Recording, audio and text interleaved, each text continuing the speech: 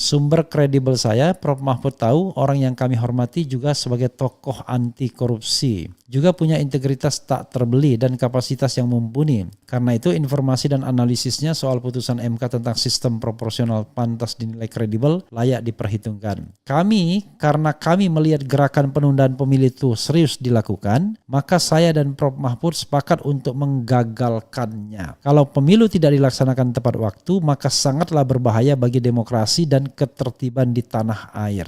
Sebelum pulang, Prof. Mahfud menyampaikan apakah saya dan teman-teman tidak mempertimbangkan tokoh lain sebagai capres. Tentu dengan bijak, supaya beliau sebutlah satu nama. Saya bilang menarik, orangnya fair, lanjut Prof. Mahfud. Oh, siapa ini jagoan Mahfud MD ya?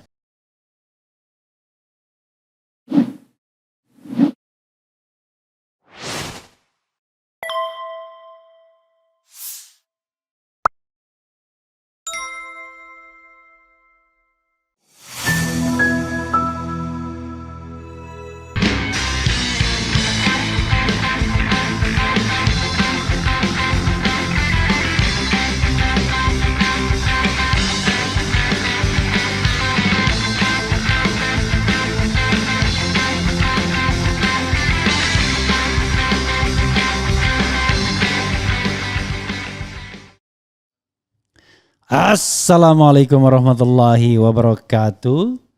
Sobat RH sekalian, jumpa lagi kita di channel yang keren ini. Keren cadas. Ya sobat semuanya, lagi-lagi ada tulisan menarik dari Denny Indrayana yang menceritakan percakapan quote-unquote rahasianya dengan Mahfud MD. Dan dari situ kita ketahuan terbongkar siapa mereka. Sebut-sebut RH pula di dalam tulisannya itu ya. Coba kita bacakan ya sobat semuanya. Dan ini juga menarik, sama seperti soal Demokrat tadi. Kita harus membacanya lebih pelan-pelan agar kita memahaminya secara baik. Dan ini dimasukkan ke integritylawfirms.com. Itu kantor Denny Indrayana ya. Oke, hari ini tanggalnya banyak isu yang berseliweran soal relasi dan komunikasi saya dengan Menko Polhukam Profesor Mahfud MD. Beberapa tidak tepat dan perlu diluruskan. Oke. Beberapa informasi sudah menjadi konsumsi publik sehingga saya lebih leluasa bercerita. Saya hanya akan memberi penegasan dan konteks agar tidak disalahpahami oleh masyarakat luas. Biasanya makin dijelaskan makin gak paham biasanya. Saya sendiri nggak paham dengan Prof. Mahfud sebenarnya ya. Ini orang sebenarnya punya komitmen pada demokratisasi nggak sih?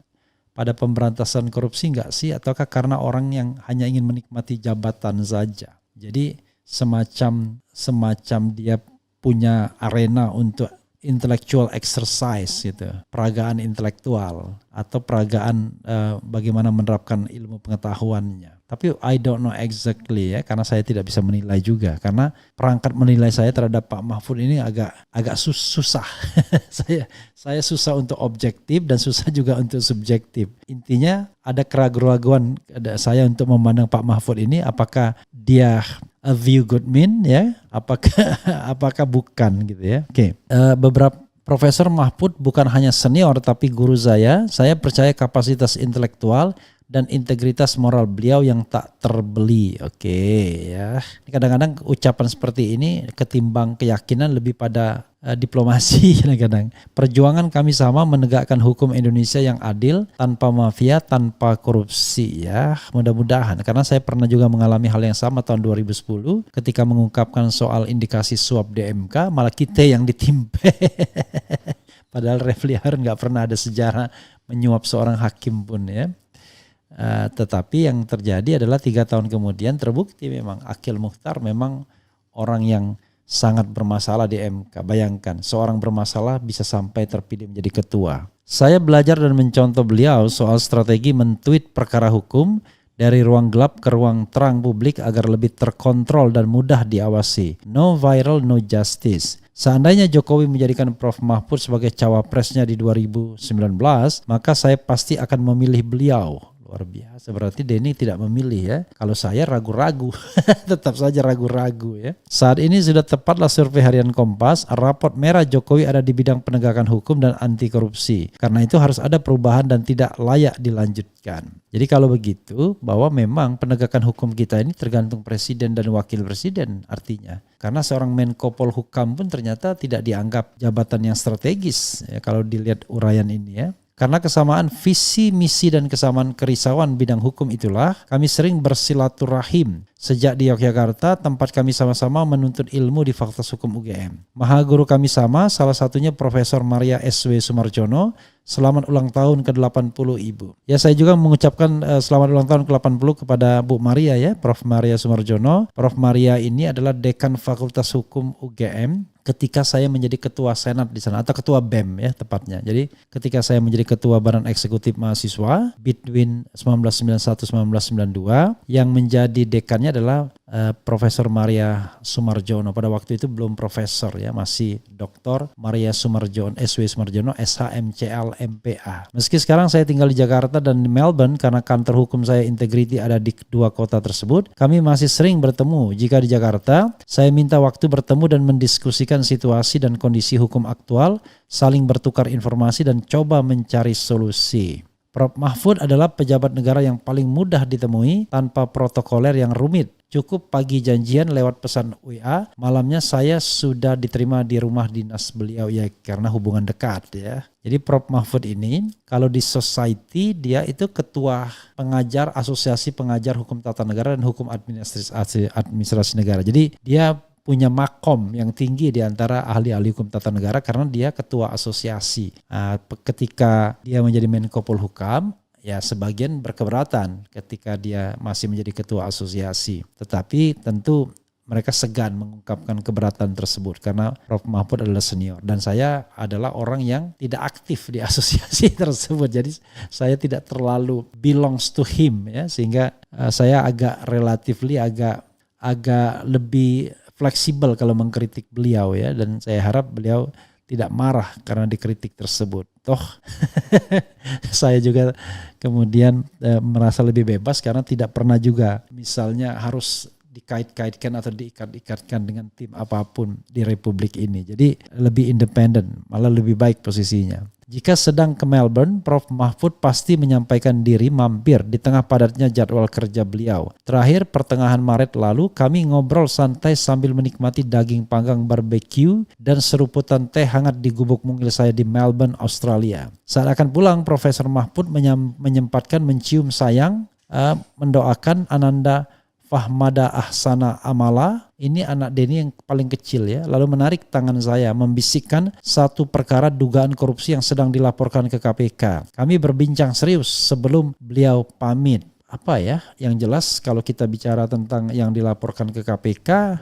ya salah satunya adalah korupsi Wamenkum yang kemudian akhirnya dilaporkan balik oleh orang yang melaporkan tersebut, Sugeng IPW ya. Karena saya kira itu akan menjadi concern beliau juga, karena kebetulan Wamenkumham itu adalah adik angkatan saya dan Denny. Jadi gini Sobat Era sekalian, saya itu angkatan 89 di Fakultas Hukum UGM, kemudian Denny Indrayana 91, kemudian Edi Hiarij atau Wamenkum sekarang 93 atau 92 sepertinya, jadi 92. Jadi 1 tahun di bawah Denny, saya 2 tahun dan 3 tahun di atas Denny dan Edi Hiarij. Di atas kami Ganjar Pranowo 2 tahun ya. Jadi sejarahnya panjang pokoknya. Yang jelas yang mengospek Wamenkumham itu ya saya pada waktu itu. Saya sering bilangin dia salah satu personil Sri Mulat itu siapa namanya? Jos Sapuliti kalau tidak salah ya. Oke, saya sering menyebutnya begitu.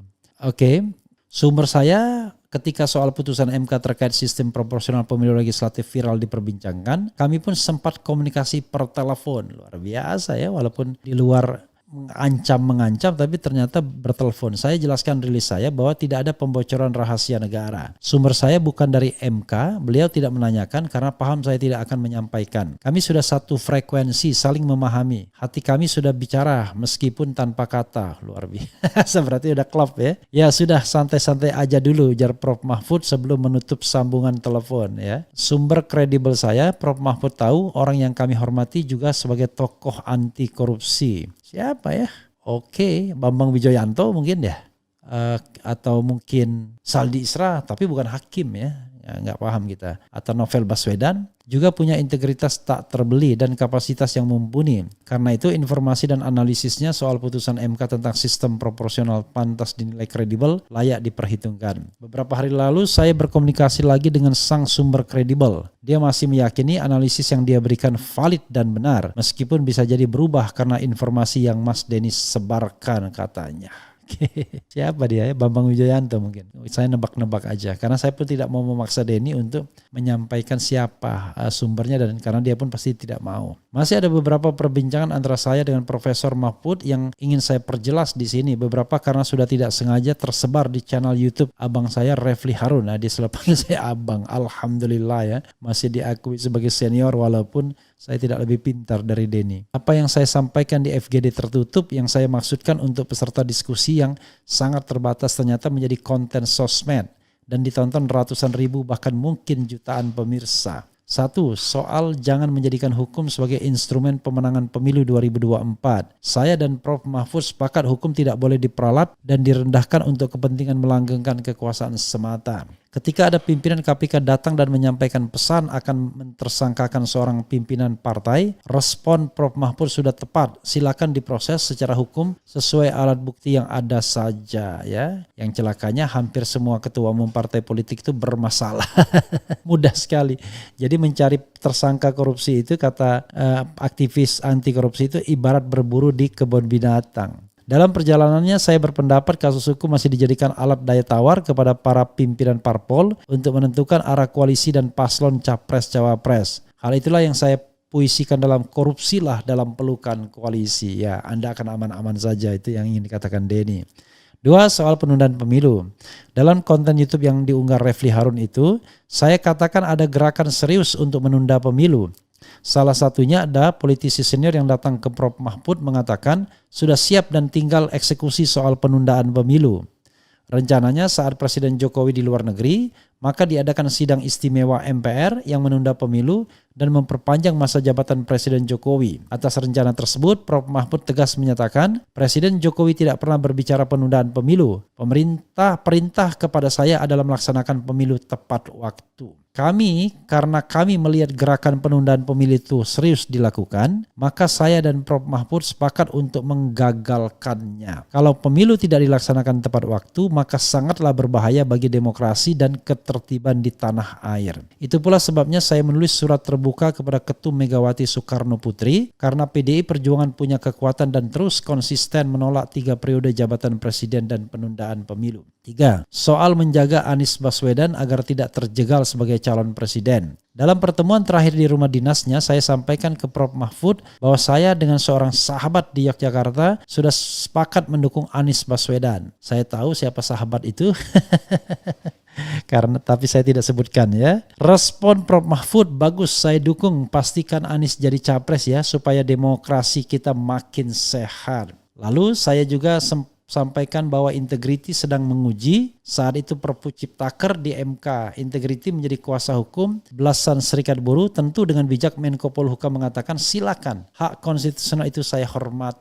Sebelum pulang, Prof. Mahfud menyampaikan apakah saya dan teman-teman tidak mempertimbangkan tokoh lain sebagai capres. Tentu dengan bijak, supaya beliau sebutlah satu nama. Saya bilang menarik, orangnya fair, lanjut Prof. Mahfud. Oh, siapa ini jagoan Mahfud MD ya? Apakah Prabowo Subianto ya jagoannya ataukah yang lain gitu ya? Ini juga menarik nih, siapa sih jagoan Mahfud? Oke, bagi saya kalau sang tokoh fair itu menjadikan Prof. Mahfud cawapresnya, kontestasi akan lebih menarik. Sayangnya Prof. Mahfud punya arus dukungan kuat di masyarakat bawah, tapi tidak terlalu menarik pada level atas partai politik. Siapa ya tokoh itu? Satu lagi, saya tidak yakin Prof. Mahfud punya dana. Saya bisa jadi salah. Salah satu syarat menjadi paslon pilpres adalah logistik, bukan miliaran, tapi triliunan rupiah. Ketika sang tokoh yang didukung Prof. Mahfud menyatakan tidak memilih seorang pimpinan sebagai cawapres, tapi masih membutuhkan parpolnya sebagai rekan koalisi, sang ketum menyebut angka 5 triliun sebagai harga jual partainya. Biasa ya, jangan-jangan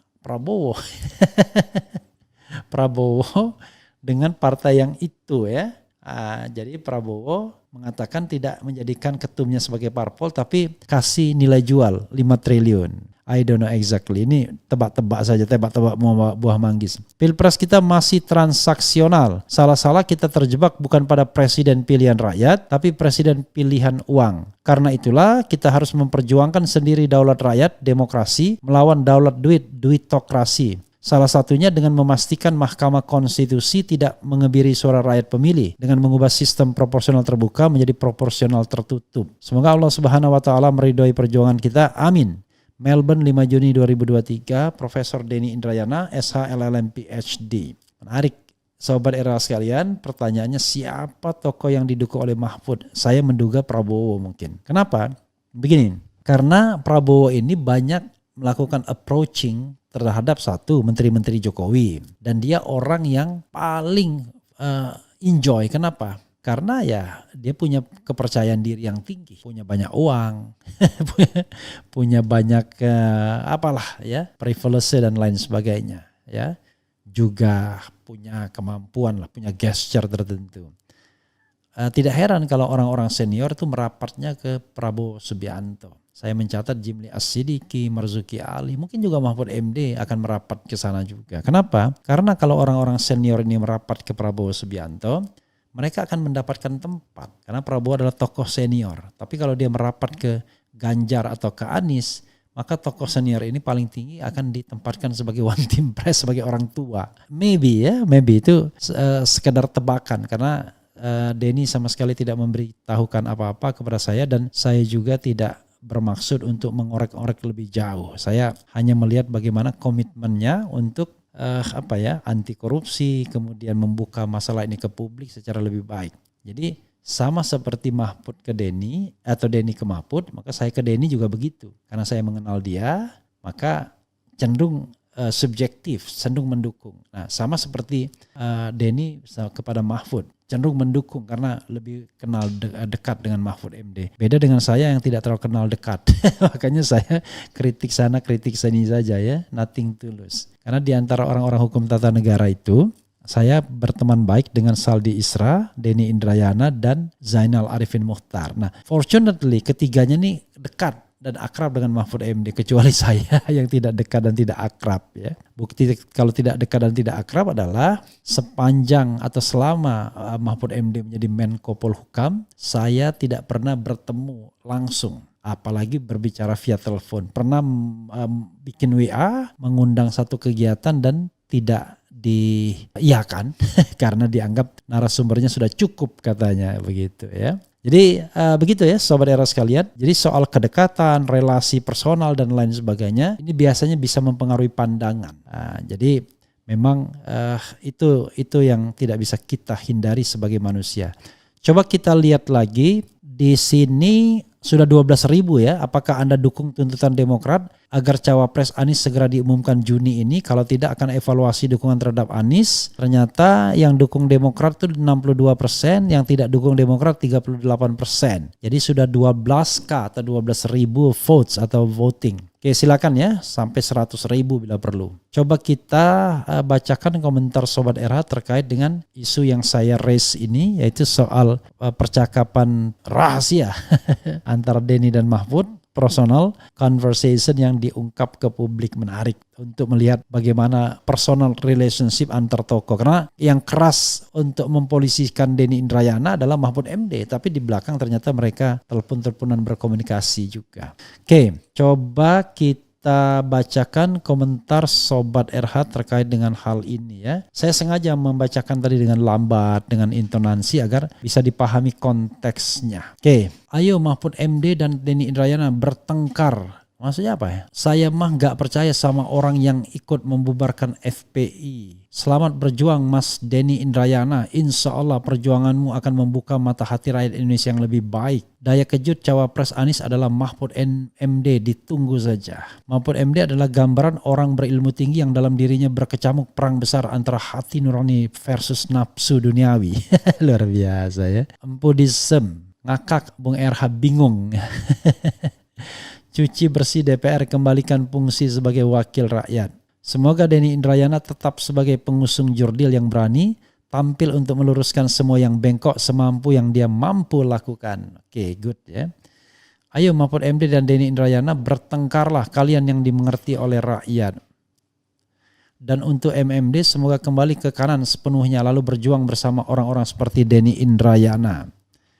Saya hanya percaya dengan orang yang lurus, oke.